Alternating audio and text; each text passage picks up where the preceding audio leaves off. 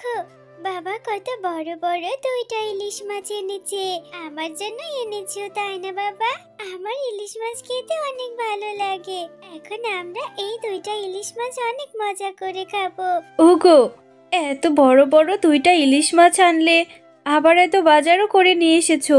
এত টাকা তুমি কোথায় পেলে গো?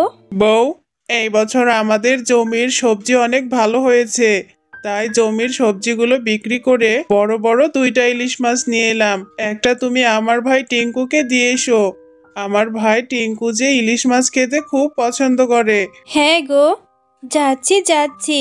তুমি যে তোমার ছোট ভাইকে কত ভালোবাসো, অথচ তোমার ছোট ভাই কখনো তোমার খোঁজও নেয় না।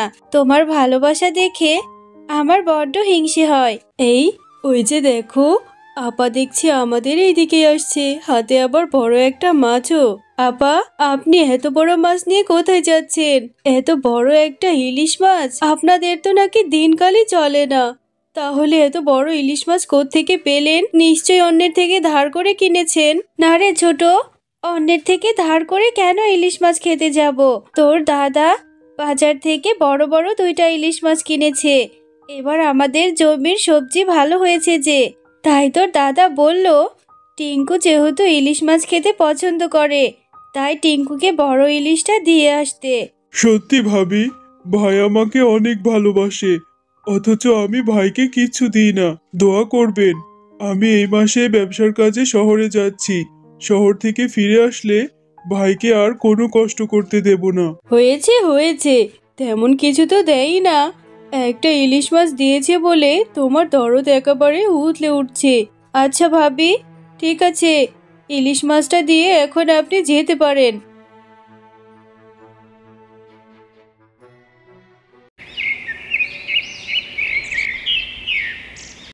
একদিন মিচকে শিয়াল বাজারে তার জমির সবজিগুলো নিয়ে যাচ্ছিল। এমন সময় একটা গাড়ির সাথে অ্যাক্সিডেন্ট হয়। আপনার স্বামীর পায়ের উপর দিয়ে গাড়ির চাকা উঠে গিয়েছিল, এই জন্য আপনার স্বামীর পাটা কাটা গিয়েছে।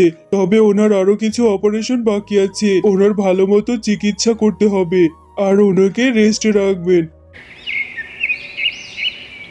মা, সেই সকাল থেকে না খেয়ে আছি, আমাকে কিছু খেতে দাও না, আমার যে খুব খিদে পেয়েছে।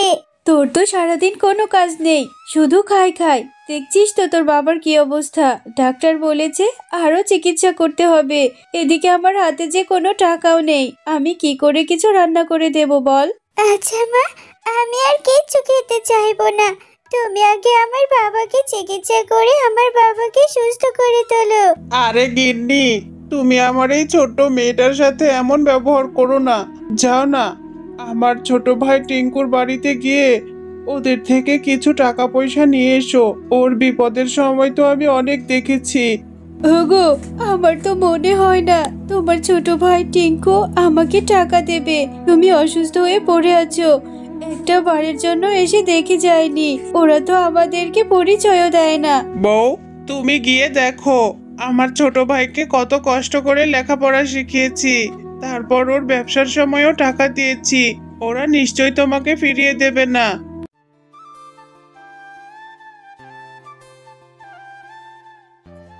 ছোট, টিঙ্কু বাড়িতে নেই, ওকে একটু ডেকে দে না। না ভাবি, টিঙ্কু তো বাড়িতে নেই, ও তো ব্যবসার কাজে শহরে চলে গেছে। কি হয়েছে আমাকে বলেন। ছোট, তোর দাদা অ্যাক্সিডেন্টে পা ভেঙে অসুস্থ হয়ে ঘরে পড়ে আছে, আর আমার কাছে কোনো টাকাও নেই যে আমি তোর দাদার চিকিৎসা করাবো। এদিকে ঘরে কোনো বাজারও নেই যে মেয়েটাকে কিছু রান্না করে দেব। তুই যদি আমাকে কিছু টাকা ধার দিতি। ভাবি, আমরা তো টাকার গাছ লাগিয়ে বসিনি যে আপনি চাবেন আর ছিঁড়ে ছিঁড়ে দেব। আমাদের কাছে যে কোনো টাকাই নেই, যা ছিল টিঙ্কু ব্যবসার কাজে শহরে নিয়ে চলে গেছে।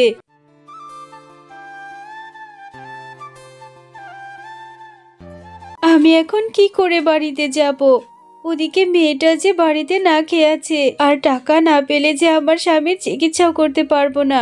আমাকে কিছু একটা করতেই হবে। আমাদের যে জমিটা আছে, ওই জমিতে তাহলে আমি নিজেই সবজি চাষ করব। এরপর টাকা হলে মিচকের চিকিৎসা করাবো। এরপর শেফা শিয়ালিনী তাদের জমিতে গিয়ে চাষের কাজ করতে থাকে। এমন সময় টিঙ্কুর বউ মিনা চলে আসে সেখানে। আরে ভাবি, আপনি এই জমি চাষ করছেন কেন? দেখতে পাচ্ছেন না আমি টাকা খরচ করিয়ে এই জমি খনন করিয়েছি। এটা নিচু জমি, এখানে ফসল ভালো হবে। আপনি গিয়ে পাশের যে উঁচু জমিটা আছে ওইখানে গিয়ে চাষ করুন, এখানে আমি চাষ করব। ছোট, তোর দাদা অসুস্থ বলে আজকে আমাদের অসহায়ত্বের সুযোগ নিচ্ছিস। ওই উঁচু জমিতে তো ফসল তেমন ভালো হয় না, কারণ ওইখানে সেচ দেওয়ার ব্যবস্থা নেই। আমি কি করে ওইখানে ফসল করব? এরপর শেফা শিয়ালিনী সেই উঁচু জমিতে গিয়ে মাটি খনন করতে থাকে। বউ, আমার ছোট ভাই টিঙ্কু তোমাকে কত টাকা দিয়েছে? টিঙ্কু যে বাড়িতে নেই, আমি টিঙ্কুর বউয়ের কাছে কিছু টাকা ধার চাইলাম, ও আমাকে দিল না। এমনকি নিচু জমিটাতে আমি সবজি চাষের জন্য খনন করতে গিয়েছি, সেটাও করতে দেয়নি। এরপর আমি আমাদের উঁচু জমিটাতে খনন করে কিছু বেগুন গাছের চারা লাগিয়েছি। তুমি মন খারাপ করো না বউ, নিশ্চয় আল্লাহ একটা ব্যবস্থা করবে। যার কেউ নেই তার উপরওয়ালা আছে। আমার জমিতে আমি বেশি করে সেচ দিয়ে রাখি, তাহলে অনেক ভালো ফলন হবে। আর শেফা ভাবির জমিতে তো সেচই দিতে পারবে না, ওর তো টাকাই নেই। নিশ্চয় পানি দিতে না পেরে ওর জমির বেগুনগুলো নষ্ট হবে। আমি এখন কি করব? এই উঁচু জায়গাতে যে সেচও দিতে পারবো না, আমার কাছে অত টাকাও নেই যে আমি টাকা খরচ করে সেচ দেব। পানি না পেলে যে বেগুন গাছগুলো মরে যাবে। আল্লাহ, তুমি কিছু একটা ব্যবস্থা করো। এরপর আকাশে বিদ্যুৎ চমকাতে থাকে আর অনেক বৃষ্টি হয়। ওগো, দেখো না, আকাশে মেঘ করেছে, বৃষ্টিও হচ্ছে। আল্লাহ আমাদের উপরে দয়া করেছে। এই বৃষ্টির পানি পেলে আমাদের জমির বেগুন গাছগুলো যে আরো উর্বর হয়ে যাবে আর আমাদের ফসলও ভালো হবে।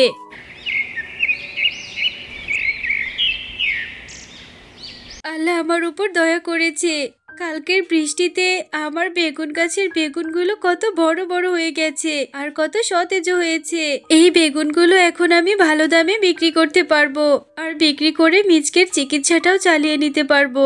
এদিকে মুন্নি শিয়ালিনীর নিচু জমিতে আগে থেকেই সেচ দিয়ে রাখায় বৃষ্টির পানি জমে তার বেগুন গাছগুলো মরে যেতে থাকে। হায় আল্লাহ, আমার কি সর্বনাশ হলো!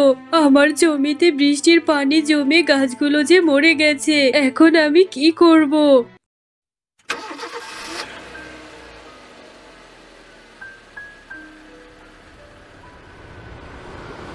শেফা, তোর জমির বেগুনগুলো তো অনেক ভালো হয়েছে। এই বেগুনগুলো আমি পাইকারিতে নিয়ে অনেক ভালো দামে খুচরা বাজারে বিক্রি করতে পারবো। তা কত করে দিব তোকে বল? হ্যাঁ গো বাঘ মামা, আল্লাহ আমার উপর দয়া করেছে, না হলে এত ভালো ফসল আমি কি করে পেতাম। আপনি আমাকে 40 টাকা করে দিন। আচ্ছা ঠিক আছে, তোর জমির ফসলগুলো অনেক ভালো হয়েছে আর এখন যেহেতু সিজনের প্রথম দিক, আমি তোকে খুশি হয়ে 50 টাকা করে দিচ্ছি। এই নে টাকা, আমি আবারও তোর থেকে সবজি নেব। এরপর বাঘ মামা শেফা শিয়ালিনীর জমি থেকে বেগুন কিনে চলে যায়। এই মুন্নি, আমার টাকা ফিরিয়ে দে বলছি। তোর বাড়ির দলিল দিয়ে আমার থেকে টাকা নিয়েছিস, বলেছিলি গাছে বেগুন হবে বেগুন দিবি, সেগুলো দিসনি। টিঙ্কুর ব্যবসার কাজের জন্য আমার থেকে টাকা নিয়েছিস, এক্ষুনি টাকা দে বলছি, না হলে যে বাড়ি থেকে বের করে দেব। কিন্তু বাঘ মামা, আমার কাছে যে কোনো টাকাই নেই, আমি কি করে আপনাকে টাকা দেব?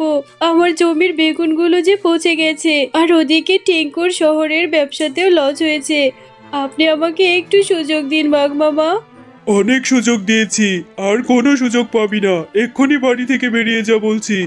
এমন সময় সেখানে শেফা শিয়ালিনী চলে আসে আর সে বলে যে, বাঘ মামা, আপনি টাকার জন্য মুন্নির সাথে এমন দুর্ব্যবহার কেন করছেন? ওকে বাড়ি থেকে বের করে দিলেও কোথায় গিয়ে থাকবে?